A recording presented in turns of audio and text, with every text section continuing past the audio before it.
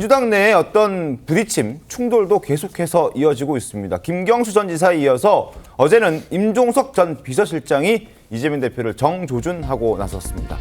이재명 후보가 부족했고 그리고 당의 전략이 부재했음을 받아들여야 비로소 이기는 결과를 받아 보일 수 있을 것이다. 이기는 길이 보일 것이다.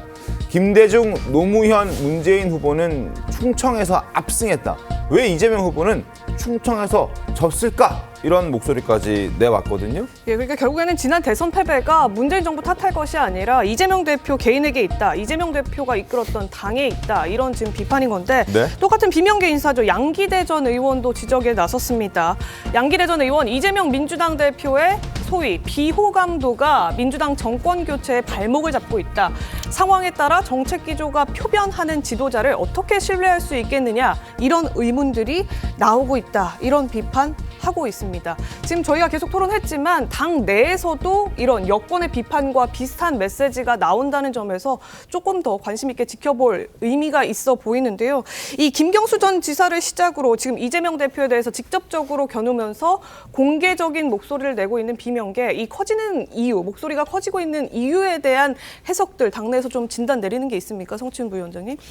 아무래도 지금 이제 조기 대선이 가시화되고 있다고 저희는 보고 있기 때문에 이대로 가면은 조기 대선을 과연 이길 수 있겠는가라는 의구심 속에서 이런 목소리가 나오고 있다고 봅니다. 왜냐하면 작년 총선 같은 경우는 우리가 의석수에서는 압도적으로 이겼잖아요. 근데 전국에 있는 그 지역구의 득표율을 다 합쳐보면 50대 45 정도밖에 안 됩니다. 네. 의석은 압도적이었지만 득표율에서는 5% 차이밖에 안 났거든요. 근데 지금 각종 지표나 이런 것들이 그렇게 우리 당에 그렇게 막 긍정적으로 나오고 있지 않은 상황에서 이런 상황에서 저는 비명계가 예를 들면 임종석 전 실장이나 아니면은 김부겸 전 총리나 이런 분들을 지지하는 분들이 사실 이런 분들의 지지층이 민주당의 지지로 지금 이어지지 않고 있거든요.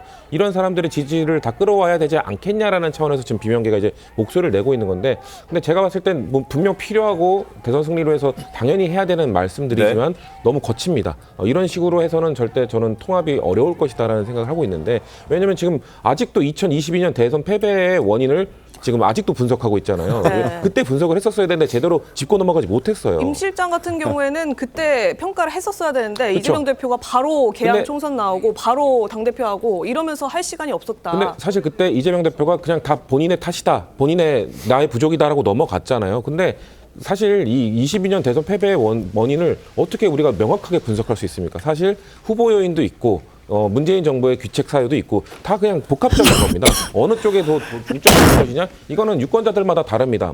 회고적 투표를 하는 유권자도 있고 전망적 투표를 하는 유권자도 있기 때문에 당연히 다 다른 건데, 저는 이런 이야기를 22년의 대선에 대한 이야기를 오히려 임종석 전 실장이 문재인 정부의 귀책 사유도 있었다라고 주장을 하고, 네. 친명 쪽에서는 아니다, 우리의 절신에 부족했다, 이렇게 좀 아름답게 이야기를 했었어야 되는데 네. 서로 상대방 탓만 하다 보니까 이러면은 저는 결론이 날 수 없다고 보거든요. 그러니까 저는 이런 상황에서, 근데 다만 지금 주류 세력이 친명이잖아요. 그러면 친명 쪽에서 좀 더 유연하게 이 이야기를 품어줘야 되는데 너무 예민하게 반응하고 있어요. 저는 이재명 대표가 이거 예민하게 반응하지 말라고 했잖아요. 근데 지금 양문석 의원이라든지 이런 분들이 과격한 반응을 하는 거, 저 이분들 이제 반명 아닙니까? 이재명 대표가 하라는 거 반대로 하고 있는 거 아닙니까? 그러니까 저는 이럴 때 이재명 대표가 조금 더 적극적으로 목소리를 내줘서 이 목소리를 품자고 하지 못하면 아마 이 진통으로만 끝나는 게 아니라 그냥 더 갈등이 더 심해지는 쪽으로 갈 수도 있거든요. 저는 이번 지금 갈등이 막 진통이 시작되고 있는 이 단계에서 이거 어떻게든 해결하지 못하면 차기 대선에서 조기 대선이 이뤄질 경우 차기 대선에서 민주당이 그렇게 긍정적 결과를 얻어내기 어려울 거라고 보고 있습니다. 네, 이재명 대표가 중재를 소위 해야 된다. 지금 이런 말씀이신데 이재명 대표 겉보기에는 나서고 있는 네. 모습이긴 합니다. 어제 메시지가 나왔거든요. 직접 참전해서 우리 안에 다른 의견을 배격하면서 내부 다툼이 격화하게 되면 누가 가장 좋아하겠느냐.